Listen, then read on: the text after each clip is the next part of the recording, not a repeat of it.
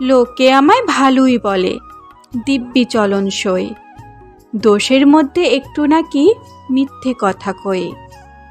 ঘাটশিলাতে যাবার পথে ট্রেন ছুটেছে যখন, মায়ের কাছে বাবার কাছে করছি বকম বকম।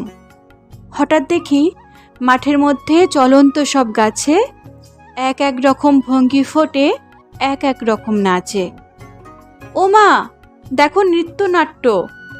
যেই বলেছি আমি, মা বকে দেয়, বড্ড তোমায় বেড়েছে ফাজলামি। চিড়িয়াখানার নাম জানো তো? আমার মেজমেশো আদর করে দেখিয়েছিলেন পশুরাজের কেশর। কদিন পরে চুন খোসানো দেয়াল জুড়ে এ কি ঠিক অবিকল সেই রকমই মূর্তি যেন দেখি। ক্লাসের মধ্যে যেই বলেছি সুরঞ্জনার কাছে, জানিস আমার ঘরের মধ্যে সিংহ বাঁধা আছে। শুনতে পেয়ে দিদিমণি অমনি বলেন, শোনো, এসব কথা আবার যেন না শুনি কখনো। বলি না তাই এসব কথা, সামলে থাকি খুব। কিন্তু সেদিন হয়েছে কি, এমনি বেয়াকুব। আকাশ পানে আবারও চোখ গিয়েছে আটকে, শরৎ মেঘে দেখতে পেলাম রবীন্দ্রনাথকে।